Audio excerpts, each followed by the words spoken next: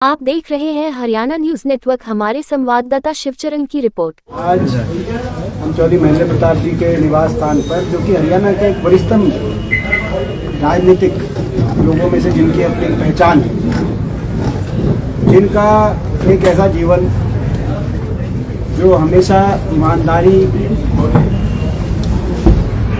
और अच्छे व्यवहार, सादगी, सात्विक विचारों के लिए जो जाने जाते हैं,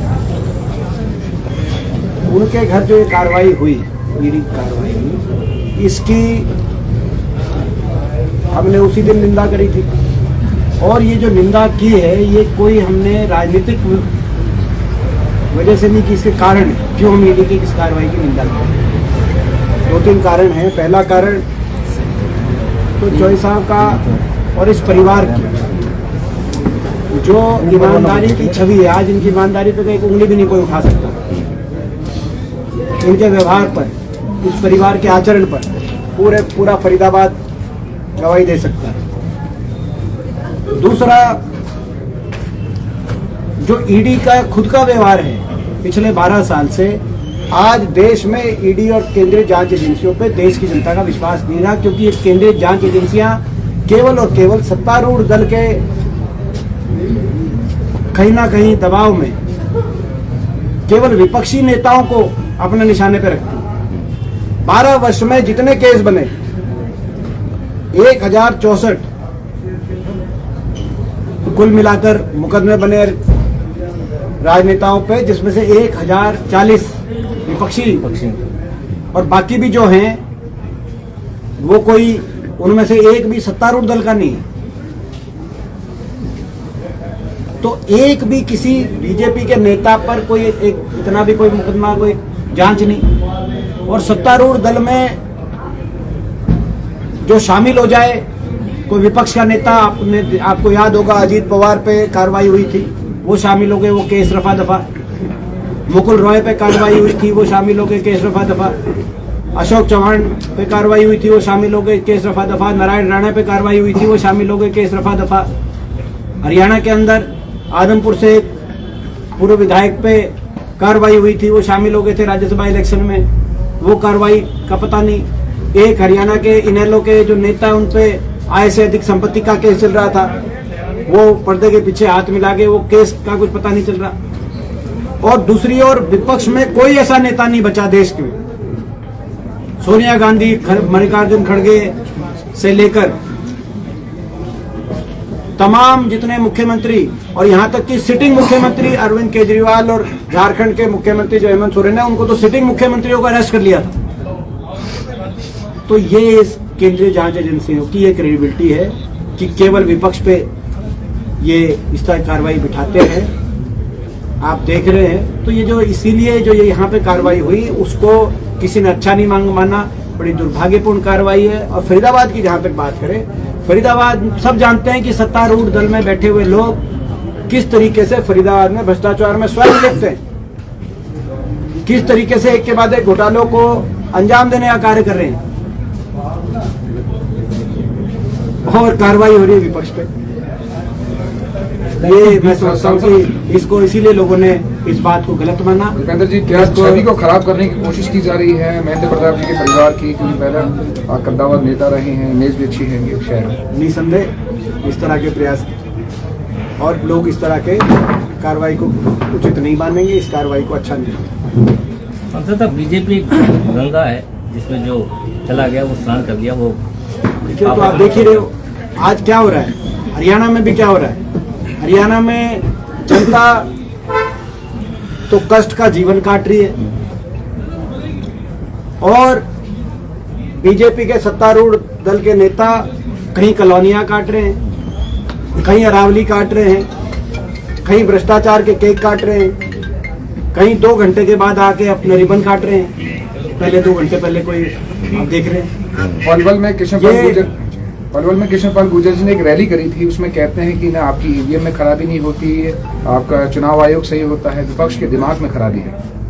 देखिए, वो पहले ये बताएं कि वहाँ के स्थानीय विधायक में क्या खराबी है, पहले बताएं वो क्यों नहीं थे स्टेज पे।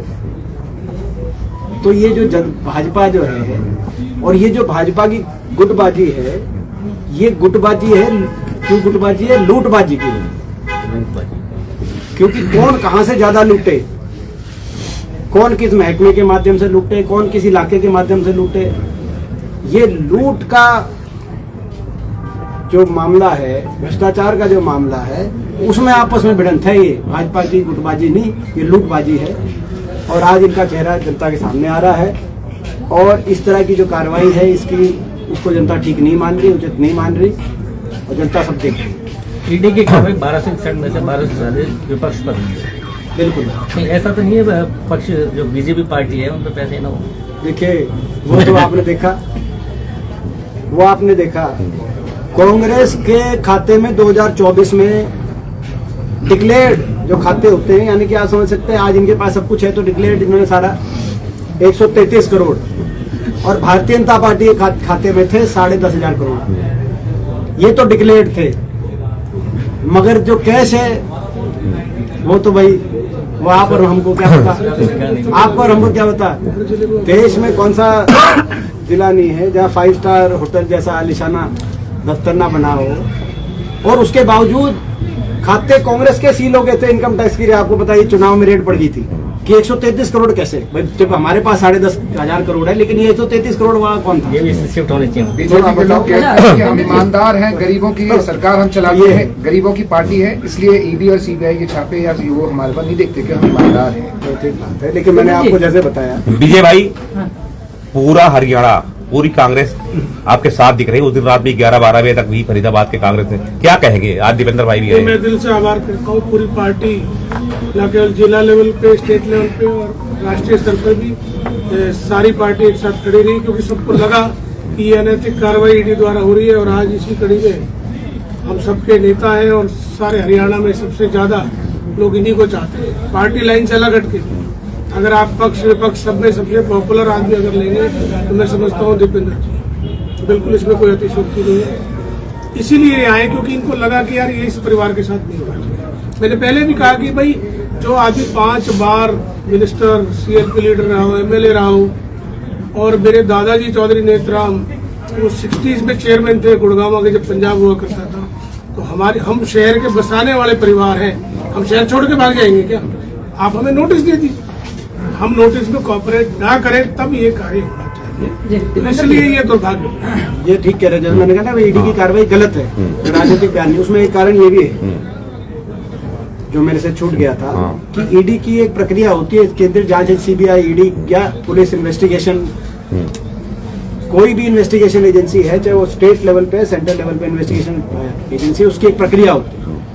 और उस प्रक्रिया में होता है कि पहले अगर किसी का कोई किसी से पूछना है या किसी तो बुलाया जाता है, नोटिस देके प्रश्न, जब क्वेश्चनिंग होती है, क्वेश्चनिंग के बाद अगर अनसेटिस्फैक्ट्री आंसर मिलते हैं या इनकम्प्लीट आंसर मिलते हैं तो एजेंसी को पूरा अधिकार है कि उसके बाद वो स्वतंत्रता से किसी टाइम भी रेड भी मार सकती है, जांच भी कर सकती है, सर्च भी कर सकती है। लेकिन बिना बुलाए, बिना नोटिस देके, बिना बुलाए, बिना प्रश्न कोई सवाल पूछे, क्योंकि पहले पूछे कि भाई आपका नाम इसमें है और इसमें ये आपके प्रश्न है, आप इसको क्लियर करो, मगर वो सीधा ही ये भी मैं शायद पहली बार ही होगा ऐसा जैसे कार्रवाई यहाँ पे हुई है कि बिना बुलाए सीधा ही कहीं बीजेपी में ले जाने का दबाव तो नहीं बना है? वो इतने कमजोर नहीं है।